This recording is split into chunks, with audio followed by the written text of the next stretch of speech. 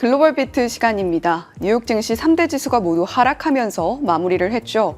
이제 우리 시간으로 오늘 밤 11시에 파월 의장이 잭슨홀 미팅에서 연설에 나서게 될 텐데 서비스업, 제조업 PMI, 합성 PMI를 모두 확인한 시장.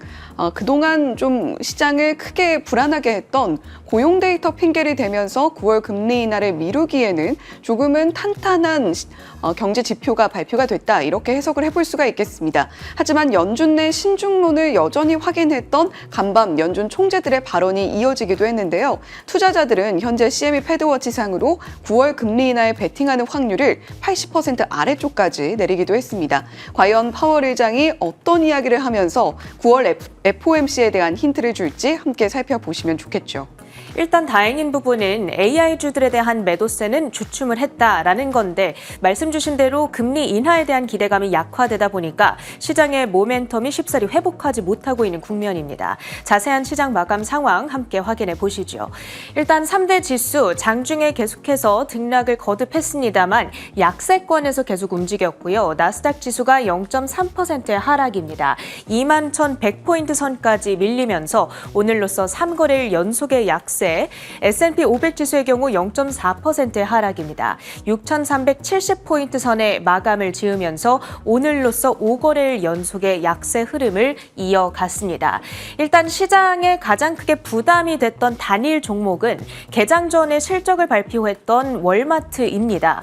사실 관세 압력에도 불구하고 지난 분기 실적 결과는 나쁘지 않았는데 문제는 그 관세에 대한 부담감이 앞으로도 몇 분기간 이어질 거다라는 경고를 내놨다라는 것이죠. 그러면서 주가가 크게 급락을 했고요. 이 부분이 오늘 다우지수의 약세에도 영향을 주는 모습이었습니다. 거기다가 개장 전에 발표됐던 주간 신규 실업수당 청구 건수 3개월 만에 최대폭 증가를 했습니다. 시장의 예상치도 10,000건 정도 상회하는 결과를 받아들었는데 이 부분이 경기 그리고 고용시장 둔화에 대한 우려감을 조금 자극하기도 했죠. 전반적으로 인플레이션 우려감 그리고 경기 우려감을 동시에 자극하는 뉴스들이 있었다 보니까 스태그플레이션이라는 키워드가 다시 한번 부상하기도 했던 간밤이었고요. 잭슨홀 연설을 대기하는 경계감도 있었습니다. 미국 시간으로는 금요일 오전 10시, 우리 시간으로는 오늘 밤 11시에 파월 의장이 잭슨홀 연설을 가지게 되는데 그러면서 한 가지 특징적이었던 부분은 3대 지수가 이렇게 일제히 약세를 기록하는 가운데서 한 오후 1시 정도를 기점으로 러셀 2000 지수는 아웃퍼폼하는 흐름, 그러면서 강보합권에 마감하기도 했다라는 겁니다. 러셀 2000, 그러니까 중소형주들의 경우에는 금리 인하의 수혜를 조금 더 강하게 받는다라는 특징이 있는데 오늘 전반적으로는 이 연준 위원들의 발언으로 인해서 금리 인하 기대가 약화되는 가운데서도 또 시장 일각에서는 금리 인하 수혜주들이 두드러지는 형성이 나타났다. 이런 특징을 잡아볼 수 있겠습니다. 그렇다면 연준 위원들은 잭슨홀 연설을 앞두고 어떤 발언들을 내놨는가? 간밤 대표적으로 슈미트 총재의 발언이 전해졌는데요. 이 내용 연설 영상으로 준비했습니다. 함께 보시죠. My interpretation of what's happening, especially in the labor market, is that the first couple quarters, a lot of business people were just saying there's uncertainty enough, and I think they kind of cooled a little bit on the higher side. But the most recent couple weeks that we've been talking to businesses in the district, there seems to be a burgeoning optimism again, that they've kind of digested and they've been agile enough to try to work their way through some of the new policies from the administration, and maybe going forward, maybe we'll see a little bit of uptick. That said, I still believe that the inflation number is trending closer to 3 than 2. Well, we saw that in the minutes that, in general, the Open Market Committee felt that inflation was a bigger danger at this point. Would you say that's your view now? It would be my view now. I think with an understanding that what may have happened in the first couple quarters on the labor side, which I think concerned several people on the committee, and me included. But I think this PPI was interesting, that print was interesting, but I really believe that when we talk to a lot of folks in our district, is that if you had to kind of lean or have a bias toward it, would be on the inflation. 전반적으로 인플레이션의 리스크를 고용시장 리스크보다 더 크게 보고 있다. 이 물가 안정을 최우선시하겠다라는 기조가 확인되는 내용이었습니다. 그렇게 된다면 금리를 선뜻 내리기가 쉽지 않다라는 기조인 거고 어제 발표됐던 이 7월 FOMC 의사록과도 결을 같이 하고 있는 거거든요. 그런데 7월 FOMC 이후에는 굉장히 쇼킹한 고용 데이터가 나오기도 했습니다. 그럼에도 불구하고 이 연준 위원들의 스탠스가 쉽사리 바뀌지 않고 있다라는 것은 아무래도 이 시장이 지금 금리 인하에 대한 기대를 너무 과하게 반영하고 있는 건가라는 생각을 트리거하게 되는 요인이었고요. 그러다 보니까 간밤에 인하 기대감이 좀 사그라드는 영향이 있었습니다. 그러면서 10년물 금리는 3bp가량의 오름세, 장중에 30년물 금리는 하락세를 보이기도 했습니다. 국채 입찰 굉장히 강력한 수요가 나타나면서 그랬는데 역시나 마감을 부근으로 해서는 다시금 상승으로 전환하는 모양새가 포착되기도 했습니다. 자, 그렇다면 오늘 밤 있을 잭슨홀 연설에 대해서 지금 월가 전문가들 어떤 이야기를 내놓고 있는지 조금 더 자세하게 들여다보기로 보시죠. 자, 오늘 밤 잭슨홀 연설 여름 랠리의 분수령이 될 것이다. 제가 한 가지 이 워딩을 까먹고 안 썼네요. 분수령이라고 보시면 되겠고요. 최근에 WTD 기준으로 봤을 때 3대 지수가 약간 불안한 흐름을 가져가고 있는 것이 사실이죠. 나스닥이 특히 2.4% 하락세를 보여주고 있는데 이렇게 좀 시장의 불안을 키우고 있는 부분, 일단 인플레이션이 3년 만에 최대폭으로 상승, PPI를 중심으로 우리가 그 내용을 확인할 수가 있었던 겁니다. 이렇게 물가가 쉽사리 잡히지 않고 있다 보니까 금리를 내리기가 어렵지 않을까라는 우려감이 커지고 있고 9월 25bp 인하 확률 일주일 전까지만 하더라도 90%, 한때는 100%에 육박하기도 했었는데 간밤에는 이 수치가 73%대까지 후퇴하는 양상이 나타나기도 했습니다. 조금 안타까운 부분은 인플레이션과 고용 데이터를 보면 파월이 9월 인하를 확신시켜주기 쉽지 않을 거다라는 일각의 전망들이 나오고 있다라는 부분이고요. 만약에 오늘 밤 파월 의장이 금리 인하 시그널을 확실하게 보내주지 않는다면 위험 자산과 채권 시장 전반에 큰 폭의 가격 조정이 나타날 수도 있다라는 경고의 발언들도 전해지고 있다라는 겁니다. 따라서 오늘 연설은 잭슨홀 미팅이 늘 그렇듯이 단순히 연례 이벤트가 아니라 9월 금리 인하 여부 그리고 이후의 여름 랠리의 지속 여부를 좌우하게 될 아주 중요한 분수령이다. 이런 이야기인 거고요. 따라서 파월 의장이 얼마나 명확하게 금리 인하 시그널을 보내주는지 그리고 오늘 밤 개장하게 될 미국 증시가 여기에 어떻게 반응하는지 우리가 예의주시해야 될 것 같습니다. 히트맵을 열어서 오늘 섹터와 종목별 분위기 확인해 보시죠. 전반적으로 빅테크주들이 약세 흐름을 가져가기는 했습니다만 그래도 그 낙폭이 상당히 제한적이었다라는 데에서 이 AI주들에 대한 매도세가 일단은 주춤했다라는 평가 전해지고 있고요. 특히 AI주를 대표하는 종목이죠. 팔란티어가 전일까지 6거래일 연속의 약세를 끊고 거의 1년 반 만에 최대의 하락 기간이었습니다. 오늘 강보합으로 전환이 됐다라는 점 좀 반갑게 보여지고 있습니다.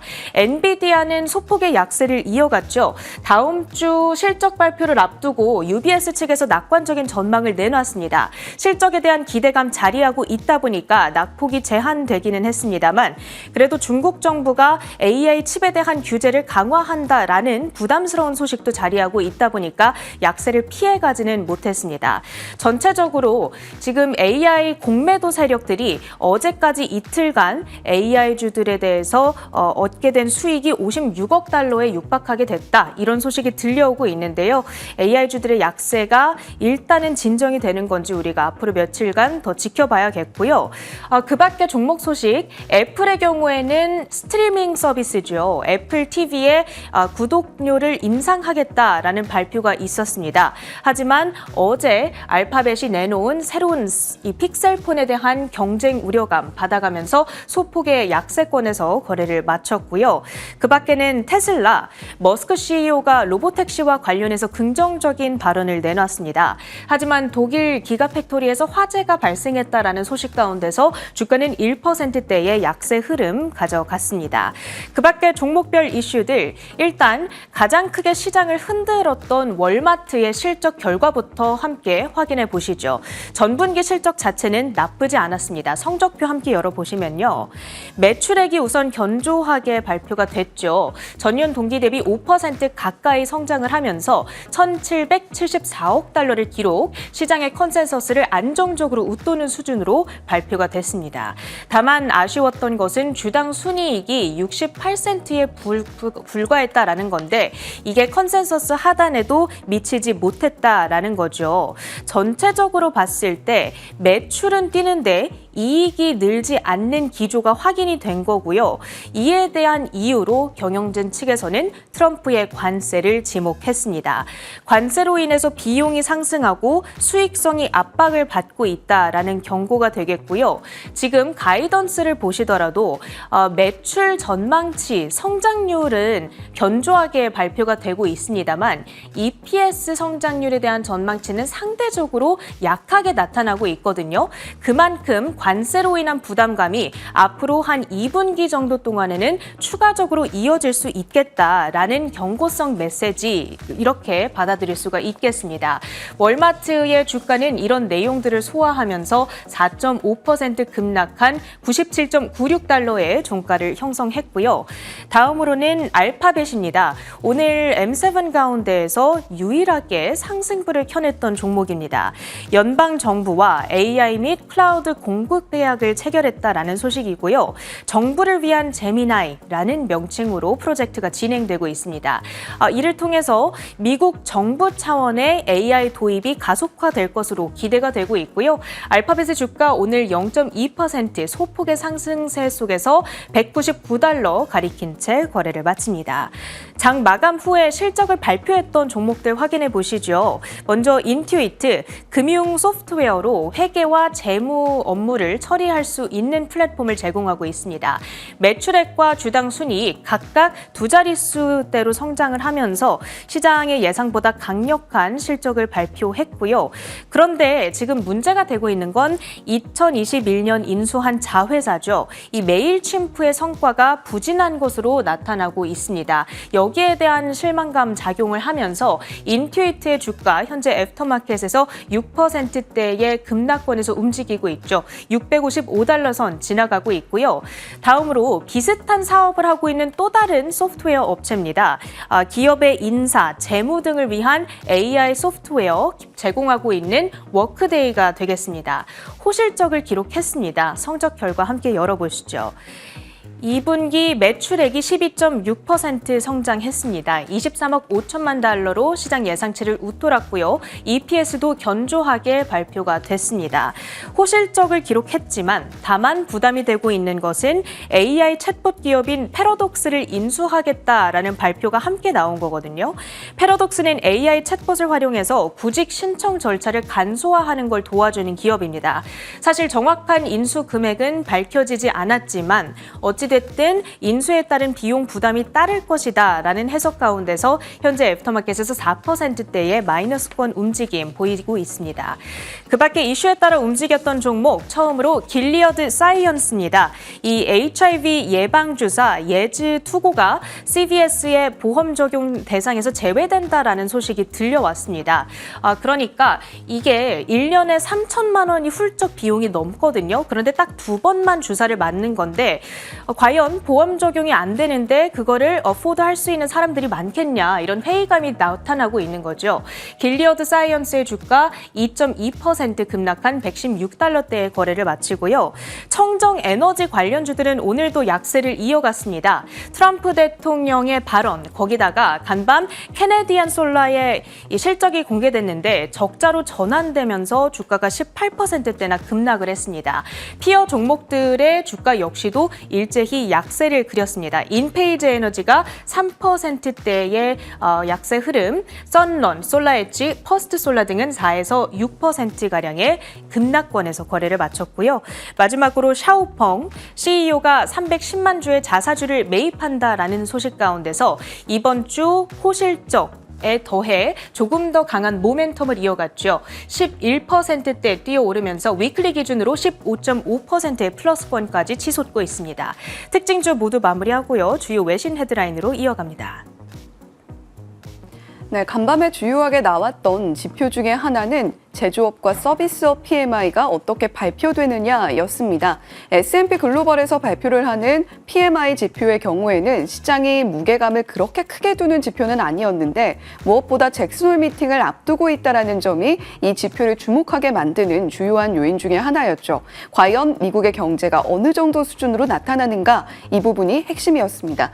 자, 미국의 제조업은 그런 가운데 회복세를 보이는 S&P 글로벌의 데이터를 발표를 받았죠. 2022년 이후에 최대폭의 확장세를 보였던 8월 제조업 서비스업 PMI였는데요. 서비스업 PMI 예비치의 경우에는 전달에 55.7에서 55.4로 소폭 하락하는 모습을 보였습니다만 0.3포인트 하락에 그쳤고요. 그리고 무엇보다 서비스업 지표 50일 기준으로 해서 여전히 확장 국면에 있다는 점에 시장이 주목을 했습니다. 자, 그렇다면 관건이었던 제조업 PMI가 어떻게 나왔는가? 49.8, 50보다 아래쪽에서 위축 국면으로 나타났던 지난달과 비교해서 53.3포인트로 나타났습니다. 3.5포인트 늘어난 숫자고요. 그리고 무엇보다 시장의 예상치를 뛰어넘었다라는 것이 지금 현재 미국의 경기가 그렇게까지 크게 꺾이진 않고 있구나라는 반증을 나타냈다라는 지표였습니다. 생산이 무엇보다 3달 연속으로 증가세를 보였고요. 신규 주문의 경우에는 2월 이후에 최고 수준을 기록했다라는 데이터도 함께 찾아볼 수가 있었죠. 이에 따라서 합성 PMI의 경우에는 55.1에서 55.4로 0.3포인트 늘어나는 모습을 보여줬고요. 무엇보다 8개월 내 최고 수준을 기록했다라는 점에 시장의 반응이 나왔습니다. 제조업과 서비스업의 투입 비용이 증가했다는 것은 관세 영향으로 어쩔 수 없는 것이었다라는 분석도 함께 나오기는 했는데요. S&P 측에서는 미국의 기업 활동이 올 들어서 가장 빠르게 확장 국면을 보여주고 있다. 이런 코멘트를 함께 내놓기도 했습니다. 자, 그런데 실업 관련해서는 고용 데이터 여전히 좋지 않게 나타나는 모습을 보여주고 있습니다. 주간 신규 실업 청구 건수는 전주에 22만 4천 건에서 23만 5천 건으로 1만 건가량 넘게 늘어나는 모습을 보여줬고요.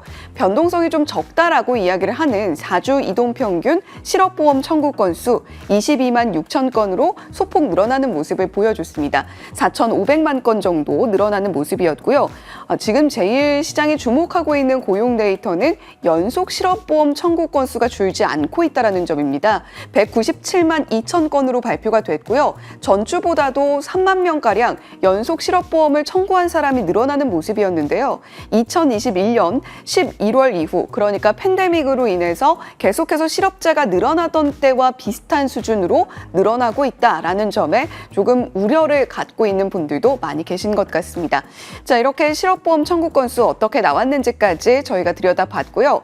연준 내 신중론이 재확인되었다라는 부분들은 앞서서 체린 앵커가 관련 총재들의 언급까지 하나하나 짚어주었기 때문에 간단하게 살펴보시고 넘어가면 되겠습니다. 자, 연준 내에서 이렇게 신중론이 확산되고 있는 분위기, 계속해서 나오는 경제 지표들을 신중하게 바라보겠다라는 이야기와 일맥상통하고 있고요. 그리고 무엇보다도 고용보다는 인플레 리스크를 조금 더 높게 보고 있다라는 어제 전해드렸던 7월 FOMC 의사록의 내용과도 일맥상통하는 내용입니다. 자, 그런 가운데 미국은 EU와 무역합의 공동성명을 발표했는데요. 여러 국가들과 함께 무역합의를 체결했다라는 소식만 전했지 실질적으로 어떤 서류에 사인을 하거나 구체적으로 내용이 디테일이 확인된 부분은 없다라는 볼멘 소리들이 여러 국가들을 통해서 전해진 바가 있습니다. EU와 무역합의 공동성명이 일단 발표됨으로써 조금 더 디테일이 잡히겠구나라는 기대감을 갖게 되는 상황인데요. 미국은 EU산 제품에 대해서 최혜국 대우 관세 또는 15% 관세 중에서 더 높은 관세율을 적용하기로 한다라는 것이 골자입니다. 단 여기에는 단서 조항이 붙는데요. 9월 1일부터 일반 의약품, 원료, 항공기, 부품 등 일부 품목에는 최혜국 대우 관세만 적용한다라는 항목이 붙었습니다. EU산 의약품과 반도체, 목재 등의 관세 총합이 15%를 넘지 않게 하겠다라는 의미로도 상한선을 둔다라는 점도 주요 특징 중에 하나인데요. 지금 현재 알루미늄과 철강 그리고 파생상품의 50%의 굉장히 높은 관세율이 부과되고 있습니다. 이 부분에 대해서는 디테일이 아직까지 잡히지 않았고요. 협력 가능성을 검토하겠다 정도의 내용만 들어갔다라는 점 참고해 보시면 좋겠습니다. 아직까지 변수가 좀 상조돼 있다라는 이야기 이야기로도 해석이 되는 거죠. 자, 그런 가운데 재무부가 40억 달러 규모의 채권을 매입했다라는 소식이 국채금리 수익률을 갑작스럽게 치솟게 만드는 역할을 했습니다. 국채금리가 올라간다라는 것은 국채가가 오히려 흔들린다라는 이야기인데요.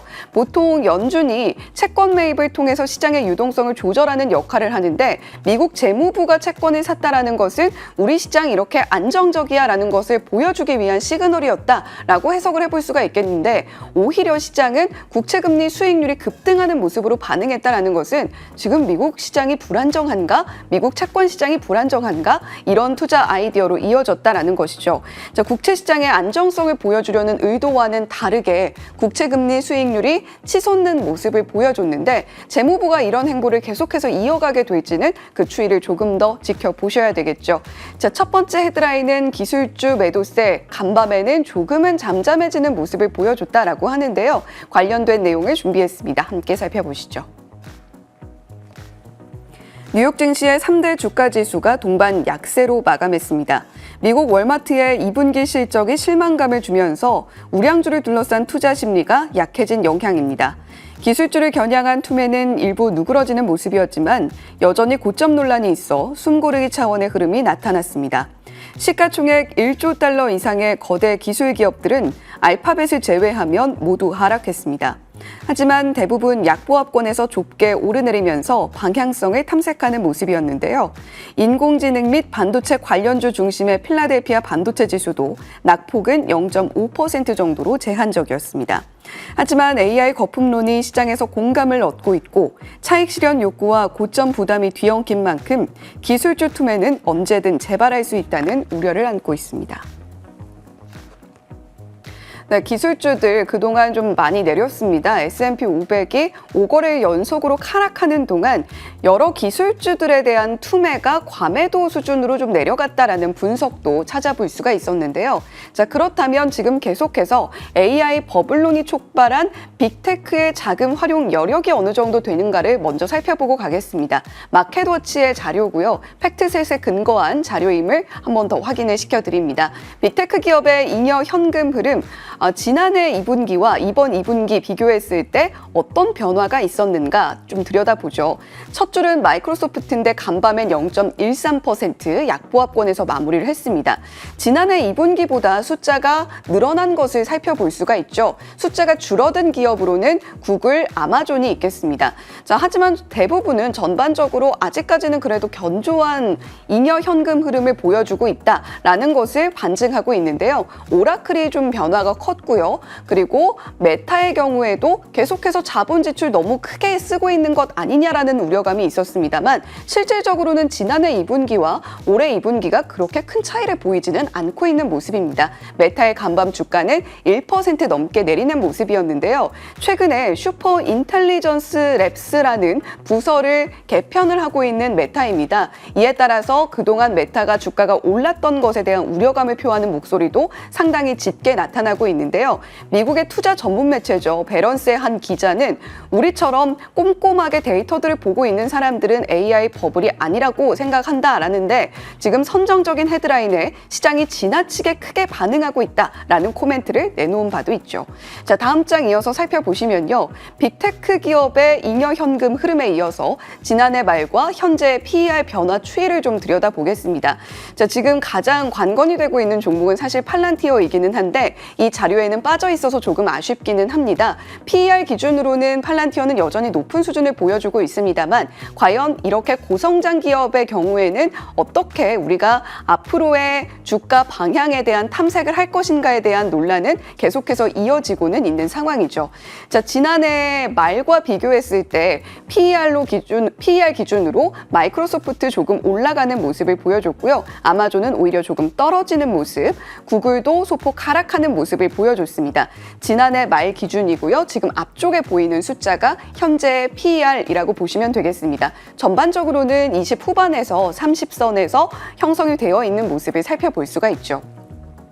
자, 목표가와 월가 분석, 상승 잠재력까지 좀 들여다보겠습니다. 지금 현재 대부분의 빅테크 기업들에 대해서 커버링을 하고 있는 IB들의 경우에는 가장 낮은 숫자가 64%, 오라클에 대한 매수 의견이 커버하고 있는 애널리스트 가운데 64%만 매수 의견을 전하고 있다는 것이겠고요. 전반적으로는 그래도 80% 이상 수준으로 매수 의견을 전하고 있는 가운데 상승 잠재력도 오라클을 제외하고는 4%에서 21%까지 고르게 나타나고 있다는 점도 함께 참고해 보시면 좋겠습니다. 자, 그런 가운데 이제 엔비디아의 실적 발표 기다리고 있습니다. 월가에서는 목표가를 상향 조정하는 경쟁이 일어난 듯한 모습인데요. 한 주 동안 최소 9인의 애널리스트가 엔비디아의 목표가를 상향 조정했습니다. 평균 목표가는 3%가량 오르는 모습이었고요. 194달러의 평균 타겟 프라이스가 형성이 되어 있습니다. 이는 현재 엔비디아 주가 대비 10%가량의 상승 여력이 있음을 반증하는 숫자이기도 하죠. 엔비디아의 실적은 현지 시간 27일 발표가 될 예정인데요. 12개월 기대치도 우상향하는 모습, 특히 4월 기준으로 따지면 더더욱 그런 모습을 여실히 느낄 수 있습니다. 주요 투자 포인트는 엔비디아가 지난 실적 발표 이후에 약 30%가량 주가 상승을 이끌어냈다는 점, 다만 중국 매출 기대와 리스크가 공존하고 있다는 점은 함께 살펴보셔야 되겠습니다. 웨드부시의 댄 아이브스, AI 활용 사례 확산으로 기술주 랠리에 대한 회의론자들은 다시 한번 틀렸음이 증명될 것이다. 이런 코멘트의 제목에 보고서를 내기도 했죠. 자, 두 번째 헤드라인, 트럼프 행정부가 계속해서 행정명령을 준비하고 또 발표하고 있습니다. 관련 내용 함께 살펴보시죠. 트럼프 행정부가 최소 20억 달러 규모의 칩스법 자금을 전용해 핵심 광물 프로젝트를 지원하는 방안을 검토하고 있다고 로이터 통신이 복수의 소식통을 인용해 보도했습니다.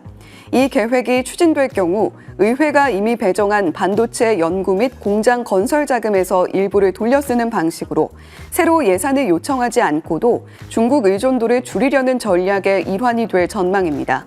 핵심 광물은 전자기기와 방위산업 전반에 폭넓게 사용됩니다. 네, 크게 두 가지의 행정명령 관련한 소식이 전해졌는데요. 모두 로이터 통신의 보도였습니다. 칩스법 자금 활용을 검토를 하면서 핵심 광물 프로젝트의 자금 지원 목적으로 활용하는 것을 검토 중이다라는 이야기 들어있고요. 그리고 무엇보다 상무부 장관의 관련 영향력을 강화하는 역할도 논의가 될 것이다라는 이야기가 전해지고 있습니다. 최근에 MP 머티리얼즈와 같이 미국 정부 직접 투자에 나서면서 광물 전략 투자 그리고 패권 확보를 위해서 굉장히 노력하고 있는 모습인데요. 관련돼서 칩스법 자금이 활용될 수 있다는 점이 포인트가 되겠죠. 칩스법 자금을 참 여러모로 활용을 고민을 하고 있는 트럼프 행정부인 듯합니다. 다음 장 이어서 살펴보시면요. 또 하나의 행정명령, 실제로 이건 서명을 한 내용이고요. 대통령실 내 국가 디자인 스튜디오를 신설한다라는 내용입니다. 디자인 책임자 역할 신설한다라는 내용도 함께였고요. 관련해서 피그마의 주가가 좀 올랐을까 하고 들여다봤는데 그런 모습은 함께 포착이 되진 않았다라는 점도 전해드려 봅니다. 자, 글로벌 비트 여기까지 전해드리겠습니다.